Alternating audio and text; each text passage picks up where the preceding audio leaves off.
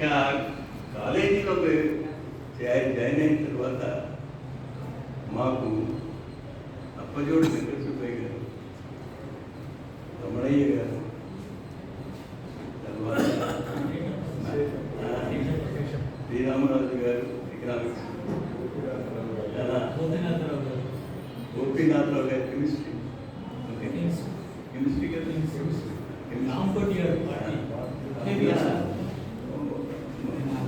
వాటరీలో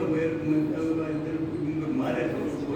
మాకు అదే అంత ఇదిగా నాకు నా డిపార్ట్మెంట్ కాదు కాబట్టి అంతే. కానీ ఇది ఏంటంటే నేను చెప్పబోతుంది, వారి దగ్గర మేము వాళ్ళని చూసి వాళ్ళప్పుడు సీనియర్ లెక్చరర్స్ డిపార్ట్మెంట్ వాళ్ళు, హెడ్స్ ఆఫ్ డిపార్ట్మెంట్ కాబట్టి సీనియర్ లెక్చరర్స్ వాళ్ళు, మేమందరం అసిస్టెంట్ లెక్చరర్స్. వారిని చూస్తేనే మాకు అదొక విధంగా విధమైన గౌరవభావే కాకుండా వాటి దగ్గర ఎంతో నేర్చుకోవాల్సిన ఉన్నది అనే విషయం తెలిసింది. అలా కేవలము నేను ఈ కాలేజీ 65 నుంచి 75 దాకా తెలంగాణలో పనిచేశాను. ఆ తర్వాత 75లో ఇక్కడికి వచ్చిన తర్వాత మరొక 15 ఏళ్ళు ఇక్కడ పనిచేసే అవకాశం వచ్చింది. ఈ 25 అక్కడ 17, ఇక్కడ 15 సంవత్సరాలు, 25 సంవత్సరాలు, ఆ తర్వాత 7 సంవత్సరాలు మన అనంతపూర్ ఆర్ట్స్ కాలేజీలో ఎక్కడ పనిచేసిన న్యాయ సహాధ్యాత్తులే కాకుండా మా పనిచేసిన పెద్దవాళ్ళు సీనియర్స్గా ఉన్న వారి దగ్గర నుంచి కానీ స్టూడెంట్స్ దగ్గర నుంచి కూడా నేను నేర్చుకోవడమే నాకు తెలిసింది. ఒకటి ఏదో నాకు తెలిసిన 4 సార్లు క్లాస్కి చెప్పుకోవడం, కానీ వాళ్ళ నుంచి నేర్చుకోవడం చాలా ముఖ్యంగా చెప్పాలంటే ఒక విషయంలో ఈ కాలేజీలో నేను అన్ని విధాలుగా చేరడానికి, అదే అదొక విషయం కూడా నేను చెప్పకుండా ఉండలేను. ఇక్కడ చిన్నప్పటి గారు అప్పుడు మాకు చికెన్ డైరెక్టర్గా ఉండేవారు కాలేజీలో.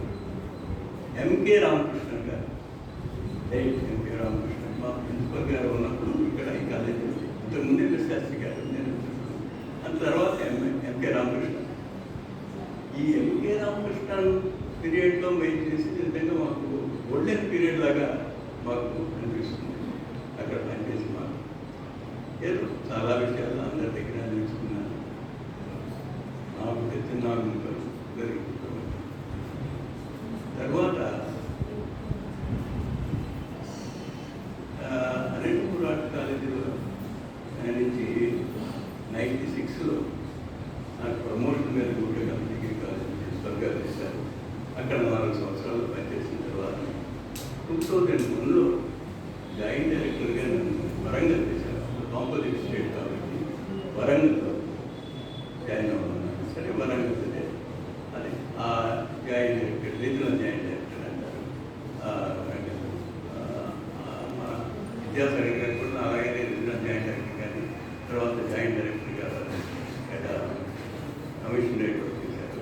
ఆ విధంగా ఈ ప్రస్థానం జరిగింది. ఏదైనా పెట్టండి, మనం నేర్చుకున్నది ప్రతి ఒక్కరి దగ్గర నుంచి ఎంతో నేర్చుకున్నాను. అది ఎంత మటుకి నాకు ఉపయోగపడిందో నాకే తెలియదు. కానీ నాకు తెలిసిన 4 ముక్కలు ఒకటి చెప్పడంలో నాకు ఆనందం.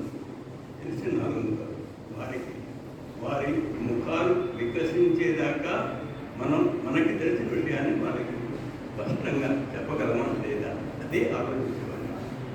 అదే జరిగిపోయింది. 2001లో రిటైర్ అయ్యాను. ఆ తర్వాత మామూలుగానే ఇక్కడ సిల్వర్ కాలేజీలో ఉండగానే మేము ఇక్కడ కర్నూలులో శివార్లో, అప్పుడు శివారు ఇప్పుడు కాదనుకోండి, లెక్చరర్స్ కాలనీ అని కట్టుకున్నాను. ఇప్పుడు టెలికామ్ నగర్ దగ్గర ఉంటుంది. ఆ విధంగా ఇక్కడికి మళ్ళీ రిటైర్ అయిన తర్వాత మళ్ళీ ఇక్కడికి వచ్చేసాను. ఆ విధంగా జరిగింది. నేను ఇంతకంటే చెప్పవలసింది ఏమీ లేదు. అలా నిరంతర విద్యార్థిని అని చెప్పాల్సింది. ఆమెకి దానిలో కూడా కొద్దిగా ఇప్పుడు వయసుతో కొద్దిగా గుండు పడుతుందేమో అనిపిస్తుంది. మెదడు ఎలా తగ్గుతుంది అనే ఉద్దేశం అనిపిస్తుంది నాకే. కొద్దిగా జ్ఞాపక శక్తి కూడా కొద్దిగా తగ్గినట్టు తెలుస్తూ ఉంది. అందువల్ల నేను మిమ్మల్ని అందరినీ అసలు కలుసుకోవాలనే ఉద్దేశంతోనే కొంతమంది అయినా మా అంటే సీనియర్స్ నాకంటే చేసేవారు ఆ విధంగా వాళ్ళని కలుసుకోగలను. అలానే ఎంతో అభ్యాసంతో పిలిచిన మా పుణ్యశ్రేష్ఠుడు గారు కూడా నాకు తెలుగు మీడియం ఎంపీసీ స్టూడెంట్ అవునా అంతే కదా, తెలుగు మీడియం చాలా కొద్ది కాలమే వాళ్ళకి చెప్పింది, కానీ వారి పాపం చాలా ప్రేమతో గౌరవించారు. ఆ తర్వాత అప్పుడు ఎస్కే యూనివర్సిటీ పోస్ట్ గ్రాడ్యుయేషన్ వాళ్ళని అప్పుడు నేను ఎంపీ చేశాను. పాపం జితేంద్ర అడిగారని వారు మన పుణ్యశ్రేష్ఠుడు గారు మన డిపార్ట్మెంట్లో వారి లెక్చరర్స్గా ఉండేవారు, అసిస్టెంట్ ప్రొఫెసర్స్గా ఉండేవారు. ఆ తర్వాత ప్రొఫెసర్ ఎంతో పుణ్యశ్రేష్ఠుడు గారు చాలా ఎంకరేజ్ చేసేవాడు. మీరు కూడా చెప్పాలి, ఏదో ఆ ప్రాక్టికల్స్లో మీరు వెళ్ళండి అంటే ఏదో కొంత నాకు ఇంట్రెస్ట్ని బట్టి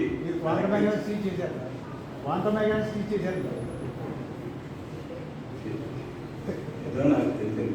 మీరు ఇప్పుడు నేను మీ దగ్గర నుంచి నేర్చుకున్నది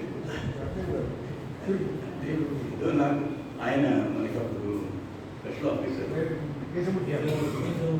వారు లేదు పుణ్యశ్రేష్ఠుడు చెప్పారు నాకు ఏమనంటే, సార్ చెప్తున్నారు మీకు ఏదో 2 క్లాసులు ఇవ్వాల్సింది అని చెప్పేసి అని చెప్తే నేనేం చెప్పగలనయ్యా వాళ్ళకి అంటే, లేదు లేదు సార్ మీకు చెప్పాలి. వారు చెప్పారు స్పెషల్ ఆఫీసర్ గారు, ఆయన ఫిజిక్సే కదా, కాబట్టి నేను చెప్పాలి అంటే ఏదో నాకు తెలిసిన ఆ విధంగా మనం ఈ జీవన ప్రయాణంలో నిరంతర విద్యార్థులు అవగాహన చేసుకున్నంత బట్టి జీవించుకోగలిగినప్పుడు జీవించుకుని అదేవిధంగా మీరు ఎంతో ప్రేమతో అనిపించినందుకు చాలా చాలా ధన్యవాదాలు.